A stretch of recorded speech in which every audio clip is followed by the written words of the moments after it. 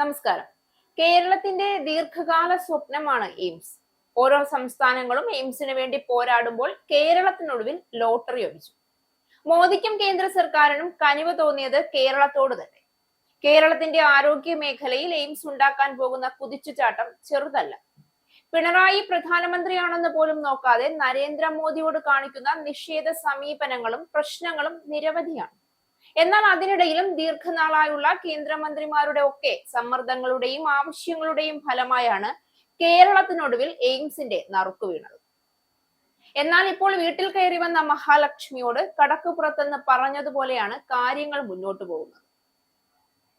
ഇങ്ങനെയാണ് കാര്യങ്ങളുടെ പോക്കെങ്കിൽ എയിംസും ഇല്ല, ഒരു ചുക്കുമില്ല എന്ന് പറഞ്ഞ് കിട്ടാൻ പോകുന്ന വലിയ സൗഭാഗ്യം കേന്ദ്ര സർക്കാർ വേണ്ട എന്ന് വെക്കാനുള്ള എല്ലാ സാധ്യതകളും കാണുന്നുണ്ട്. എയിംസ് കേരളത്തിൽ വരുന്നതിന് തടസ്സമായി നിൽക്കുന്നത് അത് അനുവദിച്ച BJP സർക്കാരിന്റെ അന്തവും കുന്തവും ഇല്ലാത്ത കേരളത്തിലെ നേതാക്കന്മാർ കാരണം മാത്രമാണ്.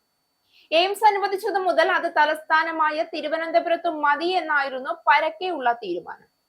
ശ്രീ ചിത്ര ഇൻസ്റ്റിറ്റ്യൂട്ട്, RCC തുടങ്ങി കേരളത്തിന്റെ ആരോഗ്യ മേഖലയുടെ നട്ടെല്ലായ തലസ്ഥാനത്തു തന്നെയാണെങ്കിൽ അത് എയിംസിന്റെ തുടർ പ്രവർത്തനങ്ങൾക്കും റിസർച്ചുകൾക്കും വലിയ മുതൽക്കൂട്ടാകും എന്നാണ് കരുതിയത്. എന്നാൽ അത് നടപ്പില്ല എന്ന് പറഞ്ഞുകൊണ്ട് രംഗത്ത് വന്നത് സുരേഷ് ഗോപിയാണ്.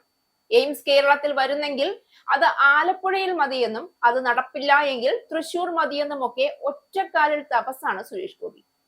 ഇക്കാര്യത്തിൽ BJPക്കുള്ളിൽ വലിയ ഭിന്നാഭിപ്രായങ്ങളും ഒച്ചപ്പാടുകളുമാണ് നടക്കുന്നത്. ഇതിനിടയിൽ കാസർഗോഡ് ജില്ലയിൽ എയിംസ് വേണമെന്നാവശ്യപ്പെട്ടുകൊണ്ട് BJP മേഖലാ പ്രസിഡന്റ് അഡ്വക്കേറ്റ് K ശ്രീകാന്ത് കൂടി ഫേസ്ബുക്കിൽ പോസ്റ്റ് ഇട്ടതോടെ കാര്യങ്ങൾ പിന്നെയും കുഴഞ്ഞു മറിഞ്ഞു എന്ന് വേണം പറയാൻ. എയിംസ് ആലപ്പുഴയ്ക്ക് നൽകുമെന്ന കേന്ദ്രമന്ത്രി സുരേഷ് ഗോപിയുടെ പരസ്യ പ്രതികരണത്തിന് പിന്നാലെയാണ് ഇത്തരമൊരു നീക്കം. എയിംസ് കാസർഗോഡ് ജില്ലയിൽ സ്ഥാപിക്കണമെന്ന ജനങ്ങളുടെ ആവശ്യം ന്യായമാണെന്നും ഇക്കാര്യം ആദ്യം ആവശ്യപ്പെട്ടത് BJP ആണെന്നും പോസ്റ്റിൽ പറയുന്നു. ഇത് സംബന്ധിച്ച് അന്നത്തെ ജില്ലാ കളക്ടർക്കും മുഖ്യമന്ത്രിക്കും BJP ജില്ലാ നേതൃത്വം നിവേദനം നൽകിയിരുന്നു. എയിംസ് സ്ഥാപിക്കാനുള്ള സാധ്യതാ പട്ടികയിൽ കാസർഗോഡ് ജില്ലയെ പരിഗണിക്കണമെന്ന് സർവകക്ഷി പ്രതിനിധി സംഘം മുഖ്യമന്ത്രിയെ കണ്ട് ആവശ്യപ്പെടുകയും ചെയ്തിരുന്നെന്നും പോസ്റ്റിൽ പറയുന്നു. ഈ ആവശ്യത്തിൽ ഇപ്പോഴും ഉറച്ചു നിൽക്കുന്നു. സംസ്ഥാന സർക്കാർ കാസർഗോഡ് ജില്ലയെ പരിഗണിക്കണമെന്ന് ഒന്നുകൂടി പിണറായി സർക്കാരിനോട് ആവശ്യപ്പെടുകയാണെന്നും പോസ്റ്റിൽ വ്യക്തമാക്കുന്നുണ്ട്. എയിംസ് തുടങ്ങാൻ യോഗ്യമായ പ്രദേശം ആലപ്പുഴയാണ് എന്ന് കേന്ദ്രമന്ത്രി സുരേഷ് ഗോപി നേരത്തെ പറഞ്ഞിരുന്നു.